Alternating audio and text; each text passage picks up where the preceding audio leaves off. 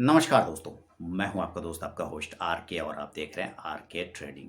दोस्तों सैटरडे का दिन है 25 नवंबर 2023 और आओ लेवल निकालना सीखे यानी कि टेक्निकल एनालिसिस का फिर से एक सीरीज में जो वीडियो है कि लेवल किस तरह से चार्ट को देख के निकालना है आसान भाषा में, एकदम सिंपल भाषा में, एकदम नॉर्मली, जिसको कुछ नहीं आता कि कहाँ पर एंट्री करना है, किस हिसाब से एंट्री करना चाहिए, कौन से चीज़ों को देखना चाहिए, वो मैं इस सीरीज में बताने की कोशिश करता हूँ। आओ लेवल निकालना सीखे। बिल्कुल चार्ट पर चल के देखेंगे किस तरह से एक्सप्लेन करना है उसको, किस तरह से आपको देखना है चार्ट को और किस तरह से कहाँ पर से आपको सही करेक्ट एंट्री बन सकता है। दोस्तों पहले भी इस तरह के सैकड़ों वीडियो मैंने पोस्ट किए, आप जाइए मेरे चैनल पे देखिए। और मैं बता दूं यहाँ पर जो मैं स्टॉक के ऑपरेशन करूंगा, एनालिसिस करूंगा, उस पर जो लेवल निकलेंगे चार्ट के हिसाब से, वहां पर कोई पर्सनल बाइंग और सेलिंग की सलाह नहीं है। बिल्कुल एजुकेशनल वीडियो कि किस तरह से लेवल निकालना चाहिए, टेक्निकल एनालिसिस में किन किन पॉइंट को ध्यान में रख के ही चार्ट को देखना चाहिए और वहां पर आपके लेवल आते हैं तो उस पर किस तरह से आपको टारगेट और स्टॉप लॉस निकालना चाहिए, वो सारी चीजें मैं यहाँ पर कवर करने की कोशिश करता हूं।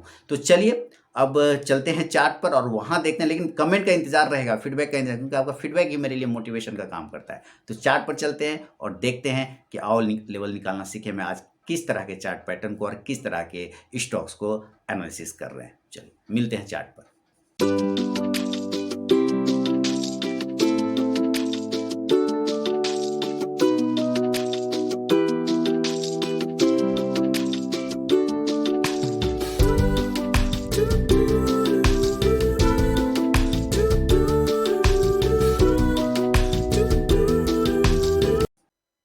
तो दोस्तों यहाँ चार्ट पर आ गया हूँ। चलिए चार्ट पर चलते हैं और देखते हैं वो कौन सा स्टॉक्स है जिसके माध्यम से मैं आपको लेवल निकालना सिखाने की कोशिश करूंगा।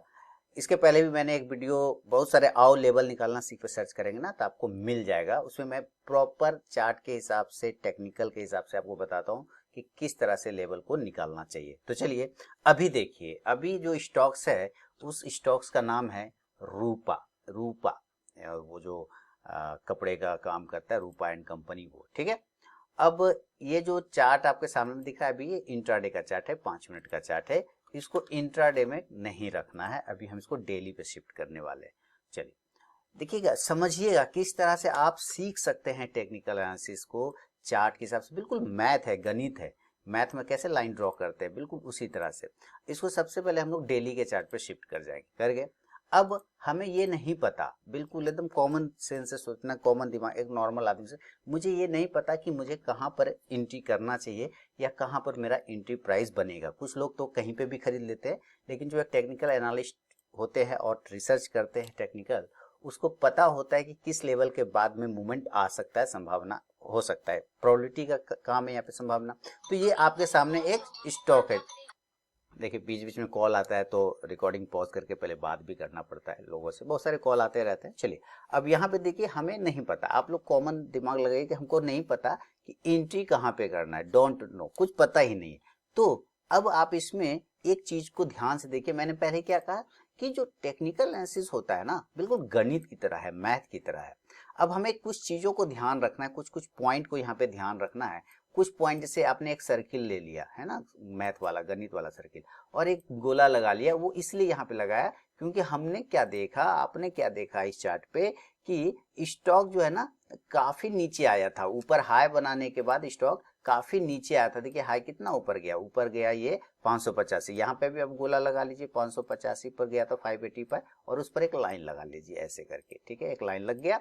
और नीचे उसके बाद वहां से करेक्शन करके करते करते नीचे आया, और इसके नीचे नहीं गया ना, इसके नीचे नहीं गया, तो एक लाइन यहाँ पे लग गया। क्लियर हो गया, दो लाइन बन गए, यानी उसके ऊपर नहीं गया और इसके नीचे नहीं गया। अब स्टॉक चल रहा है उसके बीच में, यहाँ कहीं पर है। तो हम क्या देख रहे हैं यहाँ पर से कि स्टॉक जब इसके ऊपर भागा, यानी कि यहाँ पर से जब ये उछला, बॉल क्या हुआ, उछला, यानी कि इसको कहते हैं बाउंस कर गया, ठीक है, बाउंस कर गया।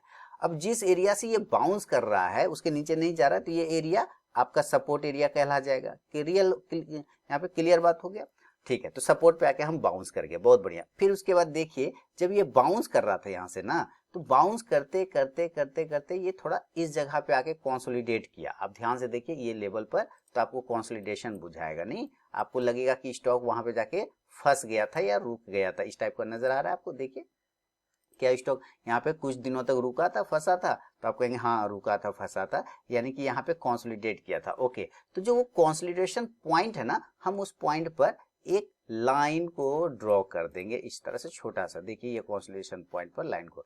तो जैसे ही इसने हमने यहाँ पर पॉइंट को ड्रॉ किया कि स्टॉक यहाँ पे रुका था, होल्ड किया था, तो हम ये देख रहे हैं कि इसी लाइन को जब आगे बढ़ाते हैं तो पता चलता है कि स्टॉक इसके पहले भी यहाँ पे रुका हुआ था, 1, यहाँ पे देखिए फिर मल्टीपल टाइम 2, और यहाँ पे आप देखिए 3। तो कौन से क्या किया इसने, बाउंस होने के बाद ये रेजिस्टेंस था पुराना, ये रेजिस्टेंस था पुराना, पहले ये सपोर्ट था, टूटा तो रेजिस्टेंस बन गया, पहले ये पुराना सपोर्ट था, इसको आप लिख सकते हैं ये सपोर्ट था, क्योंकि यहाँ से नीचे आया, रुका, ब्रेक करके नीचे आ गया, अब ऊपर गया तो फिर टकरा के नीचे गिरा, तो टकरा के जब नीचे गिरा तो क्या बन गया, रेजिस्टेंस बन गया।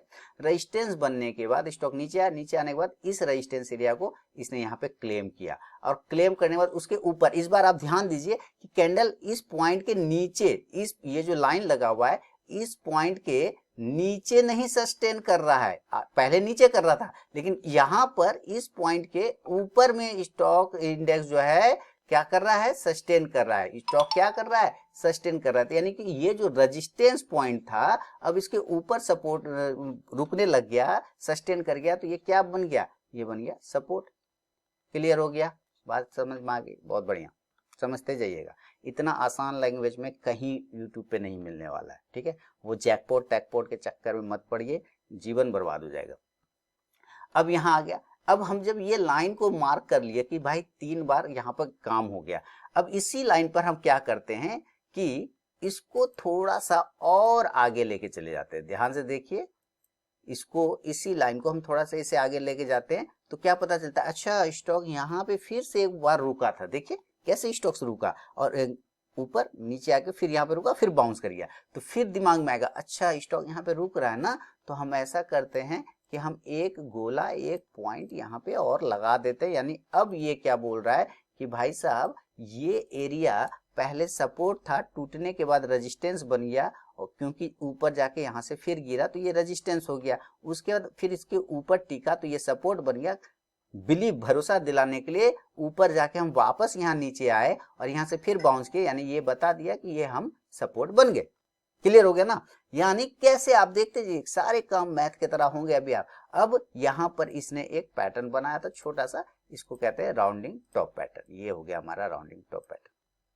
क्लियर हो गया, अब यहां से देखते जाइए, ये इसका आगे भी एंट्री लेवल की बात कर रहा हूं कि कैसे लेवल निकालना है, वो इसी सबसे मिलेगा आपको, ठीक है, कि कहां पर आपको अच्छा से एंट्री बन सकता है। अब ये स्टॉक ऊपर चला गया, यहां से आया और अपने सपोर्ट को रीटेस्ट कर लिया। क्लियर, अब स्टॉक आराम से मस्ती से ऊपर गया और काफी अच्छा से ऊपर चला गया। देखिए अब ध्यान से देखिए, काफी अच्छा से ऊपर चला गया, यहाँ फिर देखिए यहाँ ऐसे ऐसे देखिए, तो ये क्या आया, ये एक ट्रेंड लाइन आया। ट्रेंड लाइन मतलब सीढ़ी छत पे जाते हैं ना, छत पे तो सीढ़ी पे पैर रख के जाते हैं, तो ये देखिए ये हो गया एक सीढ़ी, ये क्या बन गया, ये बन गया एक सीढ़ी, स्टेयर। स्टॉक क्या कर रहा है, ऊपर जाने के लिए यहाँ पे पैर रखा, ऊपर चला गया, फिर यहाँ पे पैर रखा, ऊपर चला गया, फिर यहाँ पे पैर रखा, ऊपर चला गया, फिर यहाँ पे पैर रखने से आंसर आएगा या सीढ़ी टूट गया तब तो नीचे गिरेगा। तो देखिए यहाँ टूट गया सीढ़ी और धड़ाधड़ नीचे गिर गया।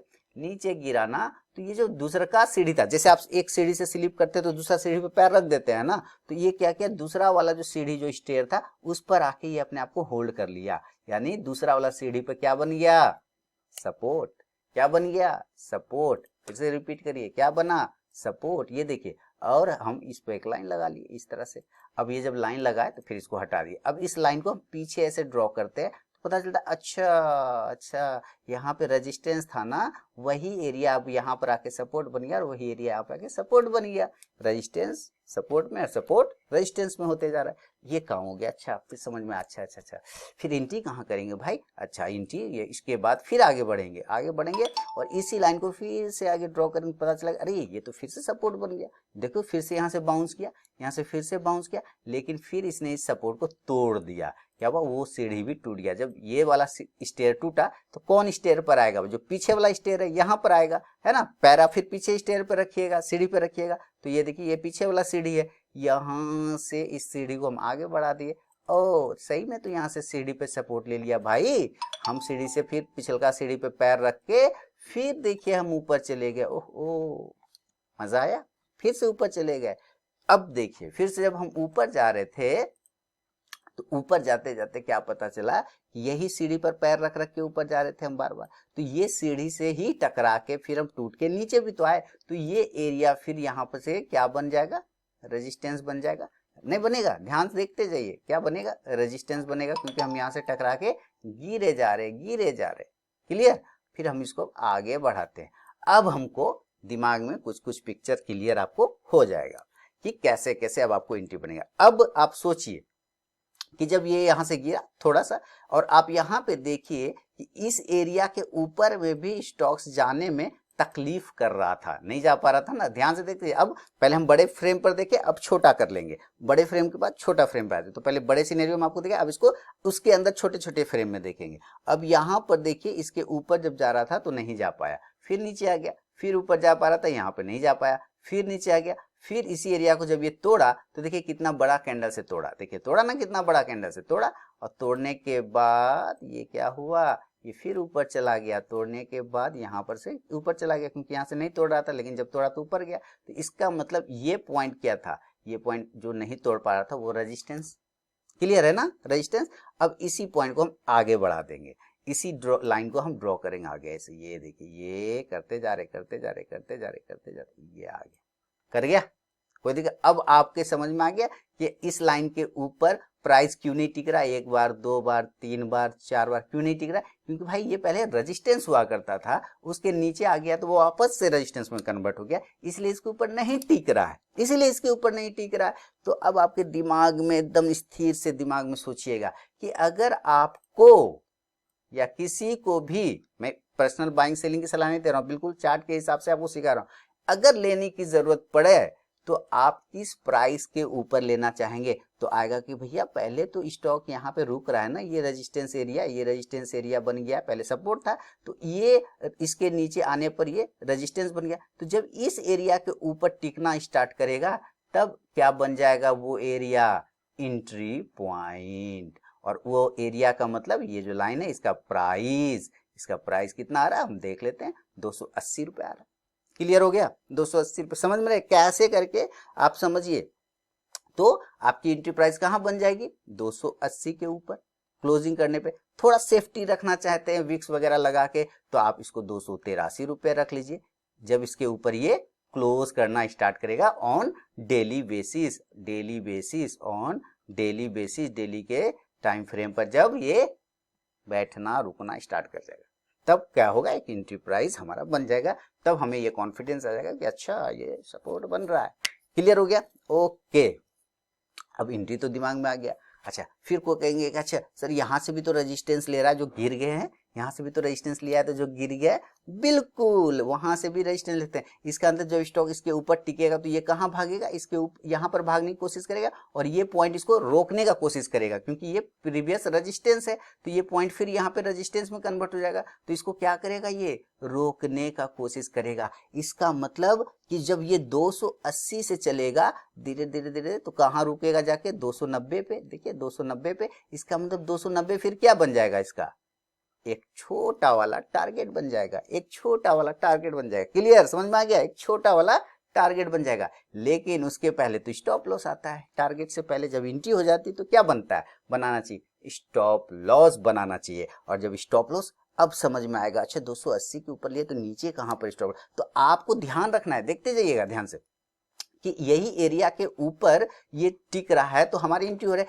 लेकिन इस एरिया के नीचे तो ये आ ही नहीं रहा है ना, इस एरिया के नीचे तो ये सपोर्ट बना रहा है, यहाँ पे ये सपोर्ट बना, यानी ये प्राइस फिर क्या बन जाएगा, आपका स्टॉप लॉस बन जाएगा। क्लियर हो गया, ये प्राइस क्या बन जाएगा, स्टॉप लॉस बन जाएगा। इसको आगे खींच देंगे तो कितना भाव आ रहा है, तो लगभग आ रहा है 260 का, क्या आ रहा है, 260 का भाव आ रहा है, तो हमारा स्टॉप लॉस बन गया।